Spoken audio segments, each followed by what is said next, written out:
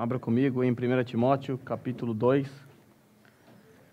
Estudaremos nessa manhã 3 versos, verso 8, 9 e 10. 1 Timóteo, capítulo 2, do versículo 8 ao 10. Diz assim o texto bíblico: Quero, pois, que os homens orem em todo lugar, levantando mãos santas, sem ira e sem discussões. Da mesma forma, quero que as mulheres se vistam modestamente, com decência e discrição, não se adornando com tranças e com ouro, nem com pérolas ou com roupas caras, mas com boas obras, como convém às mulheres que declaram adorar a Deus. Oremos mais uma vez. Santo Deus, estamos diante da Tua palavra e reconhecemos que precisamos do Espírito Santo para falar aos nossos corações. Reconhecemos que se não for o Espírito Santo em nós, nós não absorveremos o conteúdo escrito nesta carta que foi dada pelo Senhor através do apóstolo Paulo para nossa edificação. Sendo assim, Santo Deus, eu suplico por nós nessa manhã. Fale aos nossos corações através da Tua santa palavra. É o que eu te peço no nome santo de Jesus. Amém. Irmãos, nós temos visto como Paulo tem desenrolado esta carta. Nós vimos no sermão passado que Paulo passou a dar instruções a respeito da oração, da adoração pública. Ou seja, como os crentes devem se portar, como os crentes devem conduzir uma reunião pública. No sermão passado, nós vimos que Paulo orienta a igreja com relação à oração pública. Nós vimos naquela ocasião que todos nós somos instados a orar a todo instante, por todas as pessoas. Depois nós vimos que Paulo também dá uma ordem específica ao povo de Deus, para que o povo de Deus ore por suas autoridades, pelos seus governantes, para que tenhamos uma vida tranquila e pacífica, podendo assim viver uma vida piedosa e com toda a dignidade. Nós também sabemos que aquela igreja, a igreja de Éfeso, que recebeu esta carta, a qual foi enviada a Timóteo, que era um dos líderes naquela igreja, nós sabemos que naquela igreja falsos mestres judaizantes haviam disseminado falsos ensinos.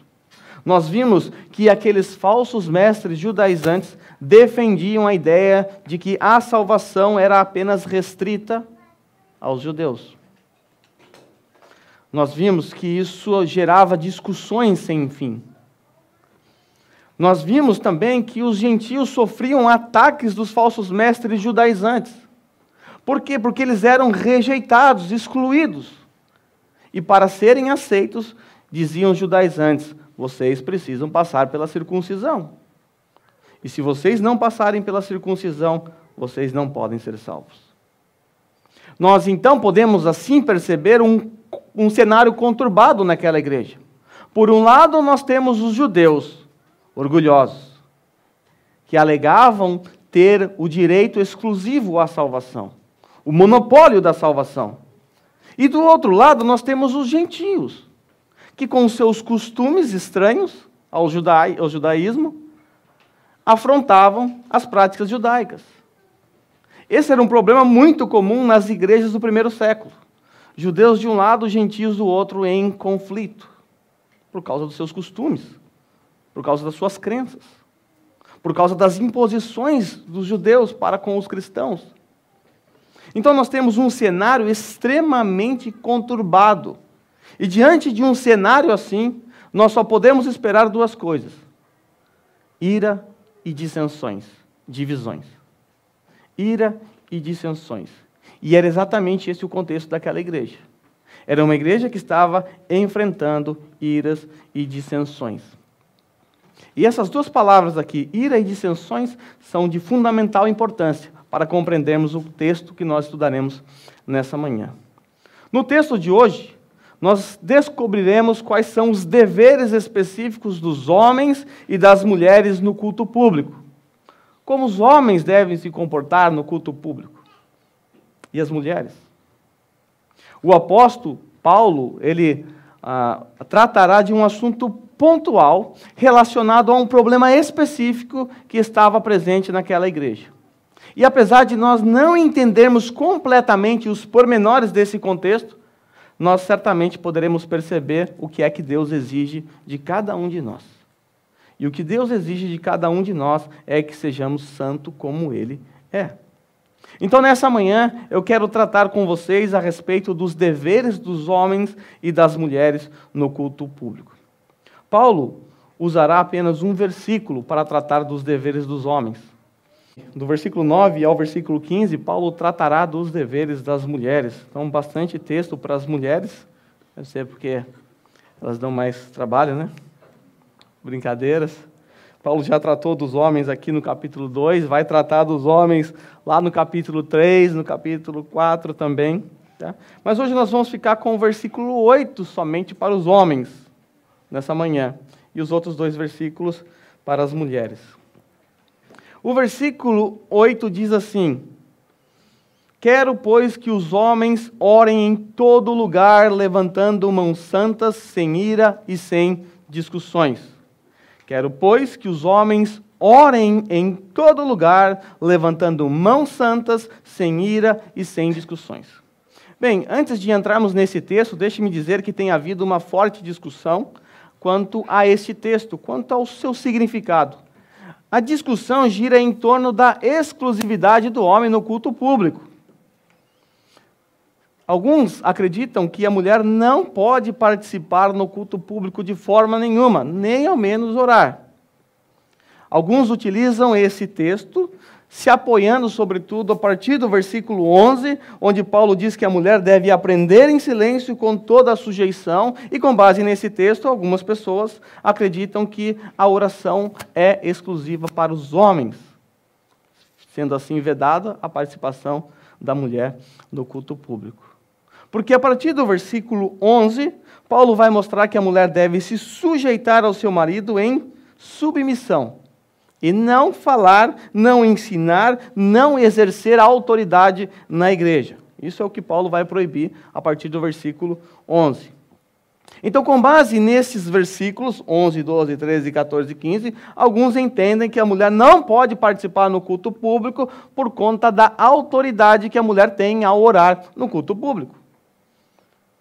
Bem, oração não necessariamente representa a autoridade de alguém. Esse é o primeiro ponto.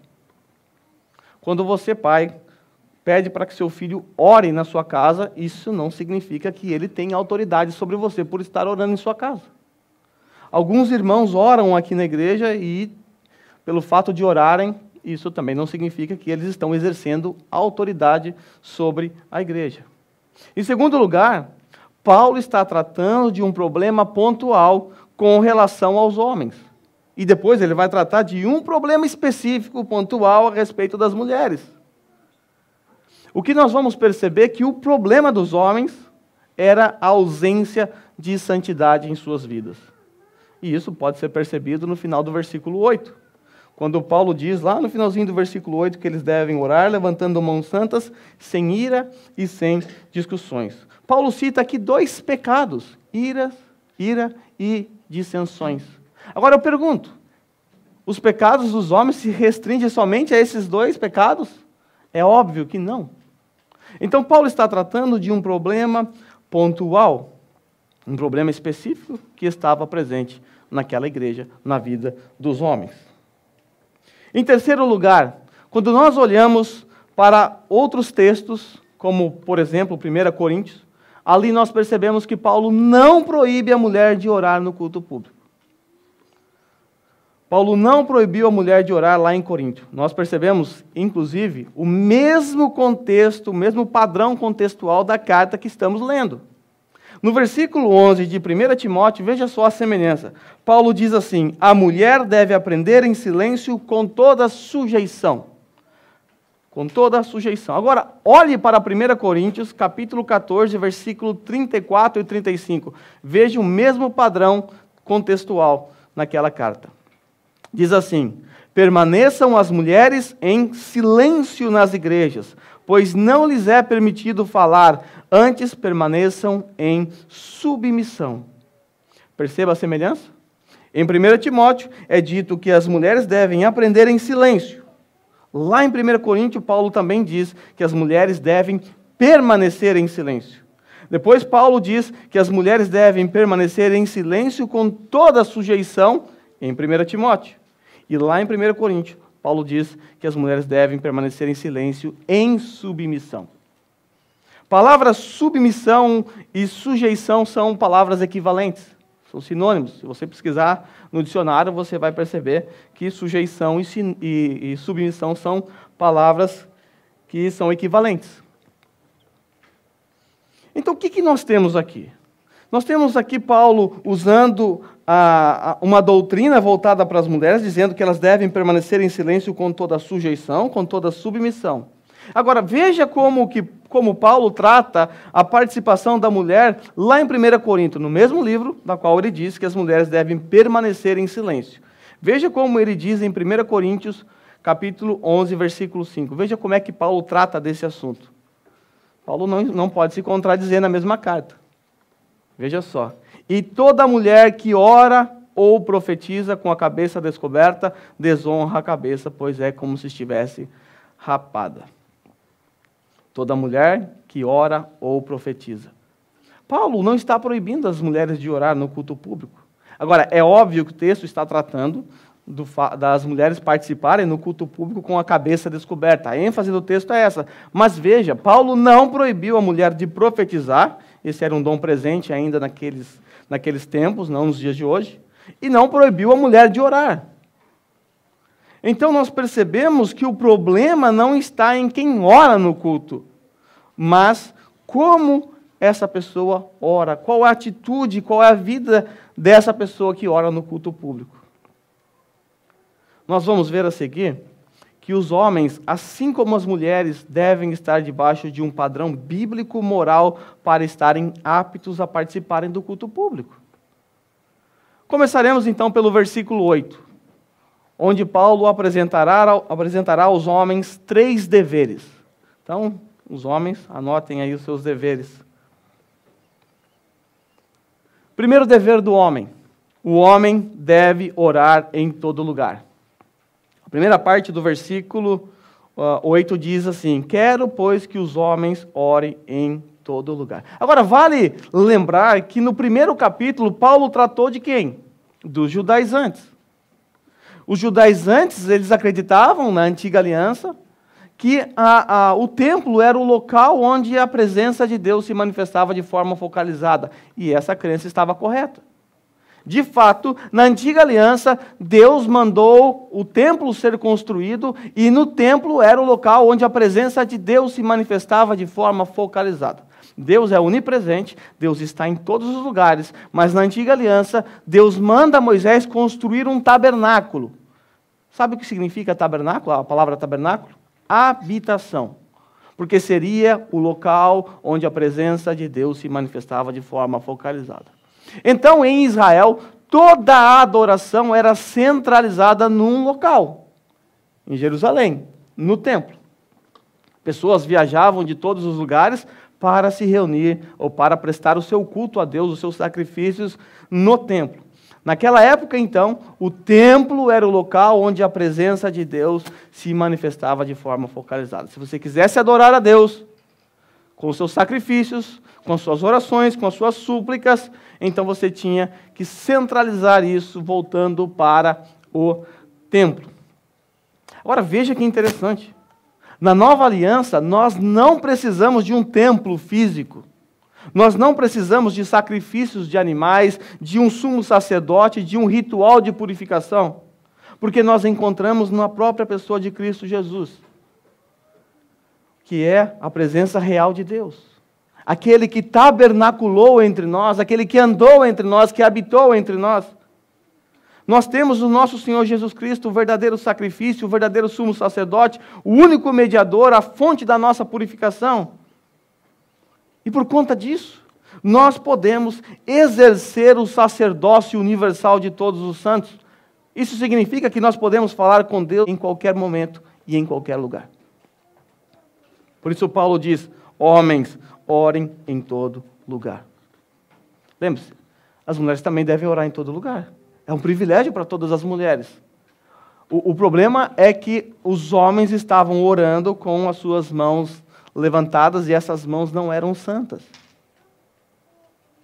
Eles até poderiam usar o seu direito de falar com Deus em todos os lugares, mas as suas mãos deveriam ser mãos santificadas, mãos santas. A sua vida deveria ser uma vida santa. Quando eu era criança, na igreja, cantava uma música assim que os bem mais velhos aí, né, devem se lembrar. O Wallace deveria ter cantado isso, com certeza. Mais ou menos assim, porque eu não lembro muito dessa música horrível. A Gigi deve saber, quando eu ver. Tem anjos voando nesse lugar, em cima do trono, no altar, sabe, né? Os hereges se entregam aí. Subindo e descendo em todas as direções. Não sei se a igreja subiu ou se o céu desceu, mas está cheio de anjos de Deus. Uma coisa assim. E a música fala que os anjos ficam subindo e levando as nossas orações a Deus. Uma música até legal, bonita, mas quando você submete ela à Bíblia, ela não se sustenta. Quando nós olhamos para Hebreus capítulo 10, 19 e 22, o autor de Hebreus diz algo extremamente importante para nós. Fala do nosso privilégio na nova aliança. Privilégio que eu tenho certeza que eu e você desprezamos às vezes. Veja só o que o autor de Hebreus diz. Portanto, irmãos, temos plena confiança para entrar no Santo dos Santos pelo sangue de Jesus. Que maravilha! Já é um texto para nós se dobrarmos diante de Deus, chorando, agradecendo a Deus pelo privilégio que Ele nos dá. Hoje nós temos acesso ao Santo dos Santos por conta do sangue de Cristo. Na antiga aliança, somente o sumo sacerdote tinha acesso ao Santo dos Santos. E sabe como ele entrava? Com uma corda amarrada na sua cintura. E ele entrava se movendo, fazendo barulho, na borda da sua saia, daquela roupa que eles usavam. Na borda haviam sinetes que faziam sons, produziam sinais sonoros. E do lado de fora, no lugar santo, ficavam os sacerdotes, segurando a corda. Se porventura aquele sumo sacerdote, diante da Arca da Aliança, no Santo dos Santos, não estivesse em conformidade com a lei, caía morto. E cabia aos demais puxar o corpo. Uma vez por ano. Uma vez por ano. E nessas condições. Agora eu e você temos direito, acesso a entrar no Santo dos Santos a qualquer momento, em qualquer lugar. Podemos fazer isso no trabalho, podemos fazer isso no serviço, porque a adoração na nova aliança não é mais centrada em um espaço físico. Na antiga aliança, a presença de Deus se manifestava de forma focalizada no templo. Na nova aliança, continua sendo no templo. A diferença é que eu e você somos o templo do Espírito Santo. E Ele habita em nós. Nós temos um privilégio que os judeus não tinham. Eles necessitavam de um sumo sacerdote para apresentar o sacrifício no lugar deles, para aspergir sangue sobre a tampa do propiciatório. Agora eu e você podemos fazer isso a qualquer momento e em qualquer lugar. Então o crente, na nova aliança, goza do que chamamos de sacerdócio universal de todos os santos. Por isso não precisamos do Papa, por isso não precisamos de um pastor como mediador, nós não precisamos de nenhum homem como mediador, nenhum anjo. Porque nós temos o único Filho de Deus, que foi apresentado para nós aqui em 1 Timóteo, capítulo 2, aqui, versículo 5, o único mediador entre Deus e os homens, Jesus Cristo. Jesus Cristo. Por isso, Paulo, em 1 Coríntios 6, 9, diz isso. Acaso vocês não sabem que são o santuário do Espírito Santo? Ou o templo do Espírito Santo que habita em vocês? Nós somos o templo do Espírito Santo. Essa parede aqui não é um templo. Ainda que você construa algo e chame-se de templo, isso não é um templo. Na nova aliança, templo são aqueles regenerados, salvos em Cristo Jesus. Isso me faz lembrar da conversa que Jesus teve com a mulher samaritana. A mulher disse a Jesus o seguinte: olha, Senhor, os nossos antepassados, eles adoraram neste monte, lá em Samaria. Mas vocês, judeus, dizem que é em Jerusalém, que era um outro monte, em Jerusalém, onde ficava o templo. Vocês dizem que ali é o lugar onde se deve adorar. E aí Jesus diz algo a ela assim: mulher, creia em mim. Está próximo a hora em que vocês não adorarão o Pai nem neste monte, nem em Jerusalém. Vocês, samaritanos, adoram o que não conhecem. Nós adoramos o que conhecemos, pois a salvação vem dos judeus. No entanto, está chegando a hora, e de fato já chegou, em que os verdadeiros adoradores adorarão o Pai em espírito e em verdade. Nós podemos adorar a Deus em qualquer lugar. Nós podemos adorar a Deus em espírito e em verdade. E Ele diz que é esses adoradores que o Pai procura. Porque Deus é espírito, então é necessário que os seus adoradores o adorem em espírito e em verdade. E nós somos um povo privilegiado na Nova Aliança. Podemos e devemos falar com Deus a todo e qualquer momento, em todo e qualquer lugar. Devemos aproveitar esse privilégio.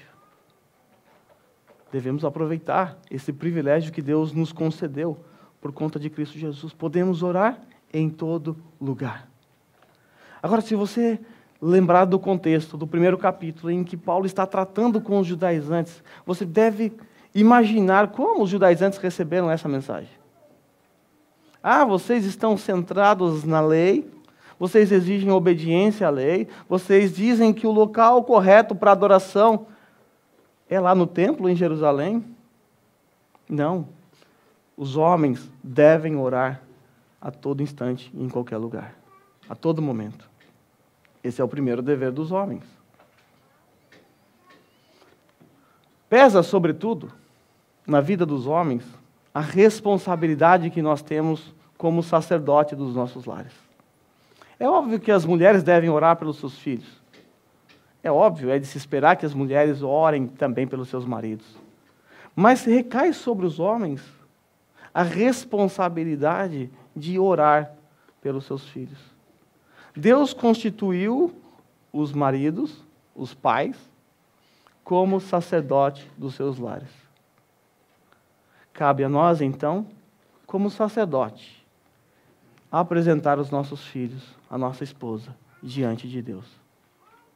Cabe a nós levá-los em oração até Deus. Então nós, homens, devemos fazer isso. E olha só que legal, não precisa ser no templo, pode ser na sua casa, pode ser no seu serviço, pode ser em qualquer lugar. Mas o segundo dever dos homens é ter uma vida santa. Paulo diz que eles devem levantar mãos santas. O texto diz assim: quero, pois, que os homens orem em todo lugar, levantando mãos santas. O que é que Paulo está dizendo nesse texto? O que é que ele está instruindo? Será que Paulo está estabelecendo um modelo de postura no momento da oração? Todo mundo aqui tem que levantar as mãos para orar. Se esse for o caso, estamos fazendo a coisa de forma errada. Porque esse não é um costume nosso. E eu não vejo problema em você fazer isso. Que fique claro. Quer levantar as mãos na sua oração? Tudo bem. Desde que as suas mãos sejam mãos santas. Desde que você se enquadre nesse texto aqui. Agora, por que Paulo está usando a palavra mãos santas levantadas? Por quê? Esta era uma prática comum dos judeus. Os judeus oravam com as palmas das mãos levantadas para cima. Às vezes com o rosto em terra, às vezes olhando para cima. Essa era uma postura de humilhação. Era uma postura de reconhecimento de que eles precisam de Deus. Mas Paulo não está estabelecendo uma postura adequada, um padrão. Porque quando nós olhamos para a própria Bíblia, no Antigo Testamento, nós vamos perceber que algumas pessoas, às vezes, oravam com o rosto em terra, com a cabeça entre os joelhos, alguns olhando para cima, outros para baixo, outros batendo no peito. A postura na oração é o que menos importa. O que importa é a atitude interna do adorador, daquele que está orando. Agora, por que Paulo usa mãos aqui nesse texto? Mãos, na Bíblia, representa ações, obras, coisas que fazemos. Por exemplo, quando nós olhamos lá para Romanos capítulo 3, do 9 ao 18, naquele texto nós encontramos um raio-x da raça humana. Paulo quer demonstrar que todos os seres humanos estão totalmente corrompidos. Ele apresenta ali a depravação total, todos os homens estão em maus lençóis, e ele faz um raio-x, ele apresenta o homem através dos seus membros. Veja só o que Paulo diz. Depois de dizer que o homem se encontra numa posição irregular diante de Deus, Paulo diz que a sua mente está corrompida. No versículo 13 e 14, ele diz que a boca está com um problema. Então ele diz, olha, não há quem entenda, a mente está corrompida. Depois ele desce para a boca. No versículo 13 e 14, ele usa palavras como garganta, línguas, lábios e boca. Sai veneno da boca. No versículo 15, Paulo ressalta que os pés estão contaminados pelo pecado, ao dizer que os pés são ágeis para derramamento de sangue.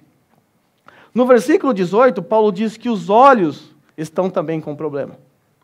Aos seus olhos é inútil temer a Deus.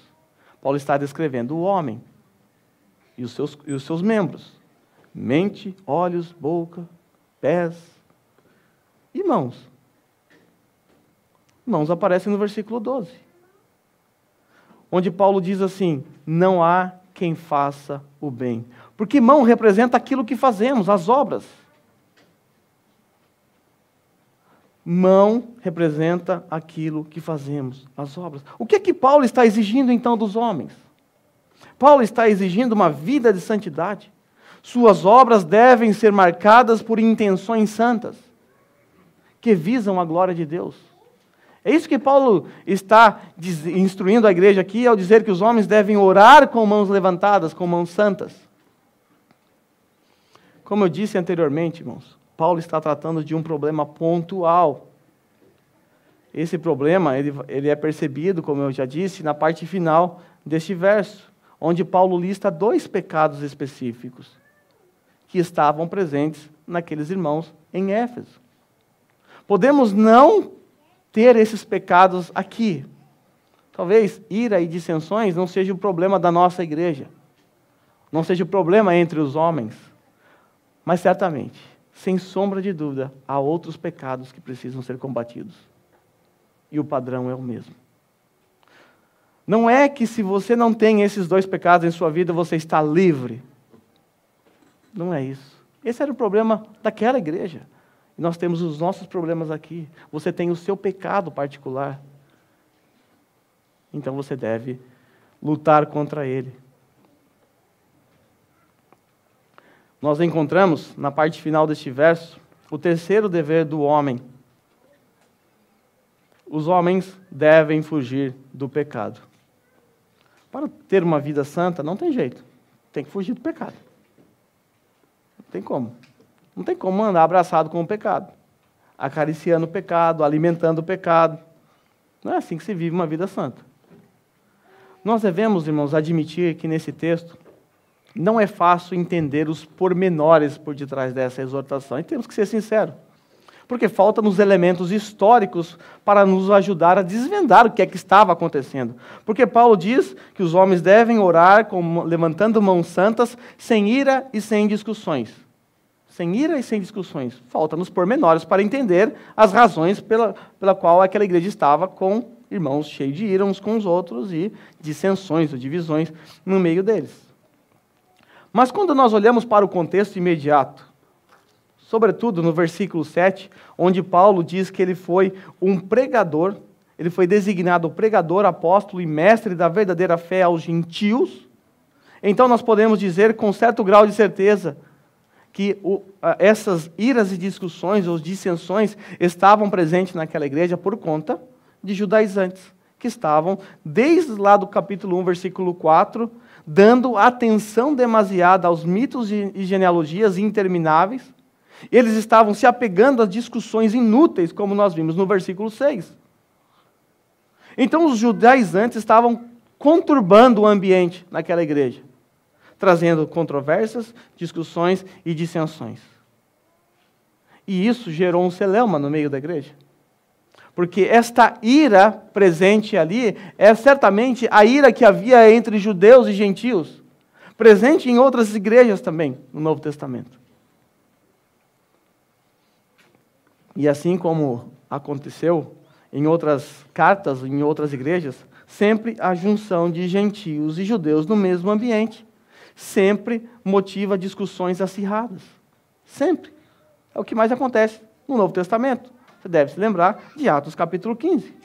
Então nós podemos até não ter uma exata certeza quanto a esta exortação de Paulo, mas isso de forma alguma atrapalha o nosso entendimento quanto à intenção de Paulo nesta exortação.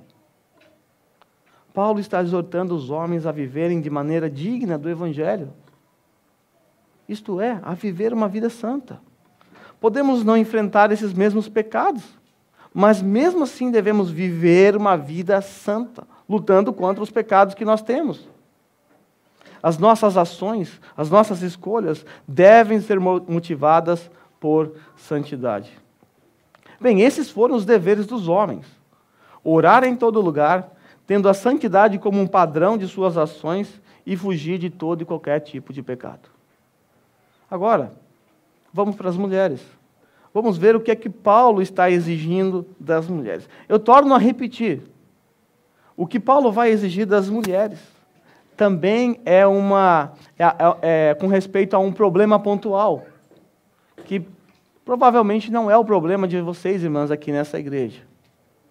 Mas há outros problemas que vocês precisam enfrentar e lutar. Ou talvez até seja um pouco do que tem aqui também, vai saber. Vamos lá.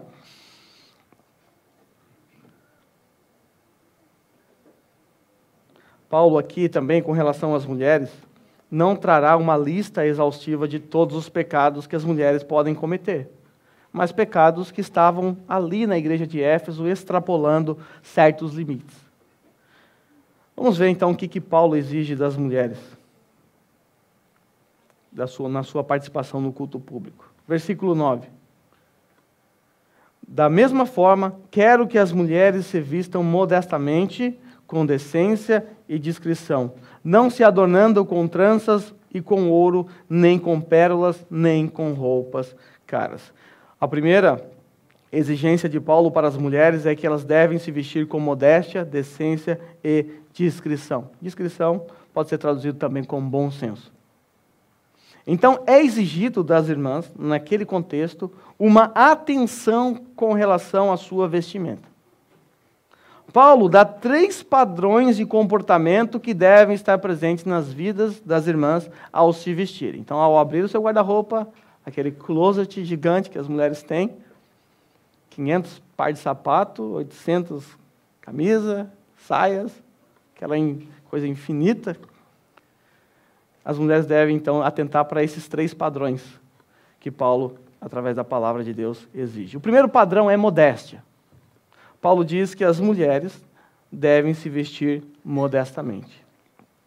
A palavra grega traduzida por modéstia refere-se a uma moderação mesclada com humildade.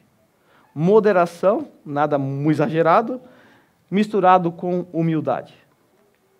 No texto é-nos dito que as irmãs estavam exagerando em suas tranças, que eram algo assim contextual daquela época, era algo popular naqueles tempos, nos tempos de Paulo. Naquele tempo, por exemplo, as mulheres ricas, elas não poupavam dinheiro para tornar as suas tranças deslumbrantes. As tranças dessas irmãs, ou das mulheres em Éfeso, resplandeciam. Essas tranças eram presas com pente de concha de tartaruga incrustada com joias, eram fixadas por meio de broches de marfim ou prata, ou eram alfinetes de bronze com cabeça de joias, e quanto mais variado, mais caro. Essas cabeças dos alfinetes eram feitos de imagens em miniaturas, imagens de animais, mão humana, ou até mesmo ídolos, ou uma figura feminina.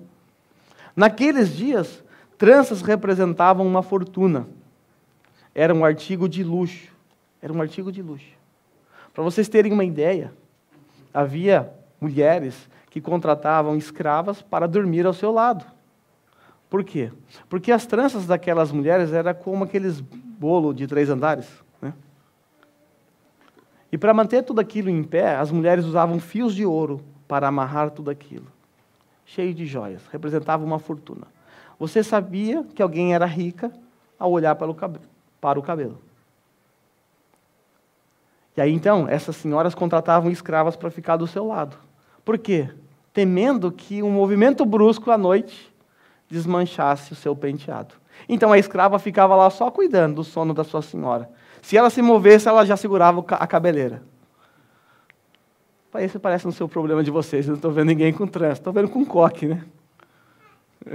Com trança, não. Era uma forma das mulheres exagerarem nas suas vestimentas. E o grande problema é que a igreja no primeiro século era uma igreja constituída de pessoas ricas e pessoas pobres. E essas irmãs estavam exagerando de forma a humilhar aquelas que não tinham condições. Era um verdadeiro desfile de moda. A palavra-chave neste ponto é moderação. As vestimentas das irmãs devem ser moderadas. Segundo, Paulo exige que as mulheres se vistam com decência. Esse é o outro padrão. As irmãs devem evitar roupas sensuais, decotes, minissaias, roupas coladas que marcam os seus corpos. Hoje é necessário, sobretudo, acrescentar o cuidado que devemos ter com as redes sociais. Esse não era um problema daquele tempo, mas esse é um problema dos nossos dias. Redes sociais. Então, queridas irmãs, cuidado com o que você posta. Cuidado com poses sensuais, biquinhos sensuais. Cuidado com decotes. Devemos tomar esse cuidado. As pessoas nos observam lá fora pelo que nós postamos. Nós devemos ter cuidado, devemos ter decência nas nossas postagens, assim como nas nossas vestimentas. Devemos tomar cuidado.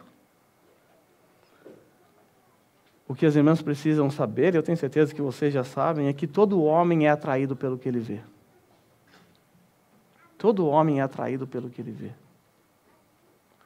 E aí, muitos de nós, ou todos nós, homens, lutamos contra os nossos olhos. Lutamos quando estamos na internet e aparece alguma coisa esquisita. Nós lutamos quando passa uma japonesa com uma minissaia na nossa frente, ou alguém com um decote. Nós lutamos contra isso lá fora. E aí nós chegamos aqui, no culto, esperando receber um alento. E aí nós encontramos o mesmo tipo de vestimenta que encontramos lá fora. Querida irmã, tenha piedade de nós. Tenha misericórdia de nós. Atente para a decência. A palavra-chave aqui é pudor. Pudor.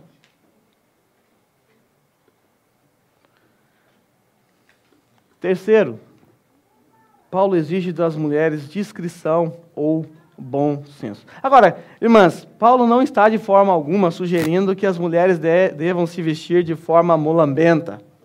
Não é para as irmãs aparecerem domingo que vem com remelo nos olhos, cabelo despenteado, sem escovar os dentes, sem passar um perfume. Não é isso que Paulo está exigindo das mulheres. Não é isso.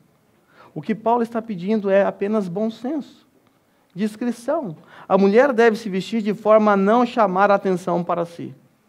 Aqui não é um desfile de modas. As irmãs devem se vestir de forma a não menosprezar aquelas mais simples, que não têm condições de se vestir. Esse não é um problema aqui. Graças a Deus, o Japão dá condições a todo mundo ter dinheiro para comprar roupas. Nós temos uma condição aqui mais ou menos estável. Todos nós ganhamos mais ou menos a mesma coisa, só os caminhoneiros que ganham 500 mil por mês, mas os demais ganham um pouquinho menos, né? Ganham um pouquinho menos, mas todos nós temos condições de ter um carro, de ter uma vida tranquila aqui, financeiramente falando. Esse não é um problema nosso, o fato de humilhar as irmãs, mas esse era um problema lá. Mas isso não significa que esse texto não se aplica a nós também. Porque existem outras formas que nós temos para humilhar outras pessoas. Nós devemos evitar isso. A palavra-chave neste ponto é bom senso. Tenha bom senso na hora de se vestir. Tenha bom senso. Pergunte para o seu marido se você está atraente demais para ele. Se tiver, essa roupa só serve para ele. Só serve para ele. Use só para ele. Tá? Roupas foram feitas para cobrir. As roupas de hoje em dia são feitas para mostrar. Não entendo isso. Mas é isso que o mundo, esse é o padrão que o mundo lá fora impõe. E as mulheres devem fugir. Mas Paulo, ele entendia muito de moda, entendia de vestimenta, e ele vai dar então uma orientação de como as mulheres devem se vestir, devem se adornar. No versículo 10, Paulo diz assim: as mulheres devem se adornar com boas obras. Ele fala, não, as mulheres não devem se vestir com tranças, com ouro, com pérolas ou com roupas caras, mas com boas obras, como convém as mulheres que declaram adorar a Deus. As mulheres que confessam crer em Deus, que realmente se entregaram a Deus, essas mulheres elas devem se adornar com boas obras. Elas devem se vestir com boas obras. O que é exigido da mulher aqui, olha que interessante. O que é exigido das mulheres aqui é a mesma coisa que foi exigido dos homens. São problemas diferentes, porém o que é exigido é a mesma coisa. O que é que foi exigido dos homens? Santidade. E o que é exigido das mulheres aqui? Um viver santo, santidade. Elas devem se adornar com boas obras. O apóstolo Pedro, lá na sua epístola, no capítulo 3, do versículo 3 ao 4, ele expressou o mesmo princípio para as mulheres. Veja só o que o nosso apóstolo Pedro disse aqui em 1 Pedro. A beleza de vocês não deve estar nos enfeites exteriores, como cabelos trançados e joias de ouro ou roupas finas. Ao contrário, esteja no ser interior que não perece. Beleza demonstrada num espírito dócil e tranquilo, que é de grande valor para Deus. A beleza das irmãs não deve estar nos seus enfeites exteriores, nos seus cabelos, nas suas tranças, nas suas joias, nos seus ouros, nas suas roupas finas. O apóstolo Pedro diz que é ao contrário disso. A beleza da mulher deve estar no seu interior, que não perece. As suas joias, um dia, um ladrão leva, você perde. Suas roupas, a traça come. É perecível. Mas esta beleza interior produzida pelo Espírito Santo na vida das mulheres é algo perene, permanece. Ele diz, não perece. Essa beleza ela é demonstrada nas atitudes das mulheres, num espírito dócil e tranquilo. E o texto diz que isto é de grande valor para Deus. Irmão, se é de grande valor para Deus, deve ser de grande valor para nós também. É isso que Deus valoriza. Pouco importa suas joias, seus trançados, suas roupas finas. O que realmente agrada a Deus é um espírito dócil e tranquilo. É a beleza interior produzida pelo Espírito Santo na vida das irmãs. Conclusão. Apesar de Paulo tratar de problemas específicos nesta passagem, problemas que talvez não estejam presentes aqui no nosso meio, ira, dissensões, roupas extravagantes, sensuais, nós podemos perceber um padrão, né, nesses mandamentos, nessas exigências de Paulo. O que Paulo está exigindo tanto dos homens quanto das mulheres é que a vida deles e a vida delas sejam marcadas por santidade. Nós aprendemos com o apóstolo Paulo nessa manhã que podemos e devemos orar a Deus em todo lugar. Não devemos menosprezar esse privilégio. Nós aprendemos também, já que temos um único mediador, Jesus Cristo, que na cruz nos deu livre acesso ao Pai. Por isso temos acesso ao Santo dos Santos.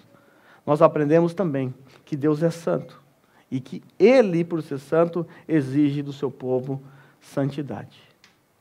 Que o Senhor nos ajude a termos mãos santas. Que o Senhor nos ajude a ter bom senso na forma de nos vestir, na forma de nos portar, que o Senhor nos ajude a não nutrir ira, sentimentos pecaminosos uns para com os outros. Que o Senhor nos ajude a viver uma vida de santidade. Nos ajude a viver de forma santa como Ele é. Esse é um desafio para todos nós. É uma luta que temos que travar. A luta contra o pecado. Gostaria eu que meu velho homem tivesse morrido eternamente, por todo sempre, no dia que eu me converti. Mas não é isso que aconteceu. Ele está presente em minha vida ainda. Eu tenho que travar uma luta com Ele. Vocês têm que travar uma luta também com o velho homem de vocês. Mas lembre-se, Deus é santo. E Ele exige de nós santidade. Supliquemos ao Senhor, então, que Ele nos fortaleça. Que Ele nos ajude a viver essa vida santa, a vivermos de maneira digna do Evangelho. Que nos ajude a valorizar o privilégio que é poder falar com Deus. O sumo sacerdote, se entrasse em pecado, sem fazer devidamente os rituais, morria. Você pode cair em pecado. E mesmo assim, você pode entrar no Santo dos Santos, arrependido dos seus pecados, se prostrando diante dEle, suplicando a Ele mais uma vez a sua misericórdia, e Ele vai te conceder misericórdia. Isso não é porque você é bom e não é tão pecador assim. Isso é apesar de você ser tão pecador assim. Isso é por conta do que Cristo Jesus fez. Lembra? Santifica-os na palavra, na verdade. O Espírito Santo que habita em nós hoje, que nos faz ser, nós somos o templo dele, a habitação dele. O Espírito Santo, ele age em nós, ele nos impulsiona a viver uma vida santa. Então supliquemos ao Senhor nesse momento por ajuda, por socorro, por fortalecimento. Oremos.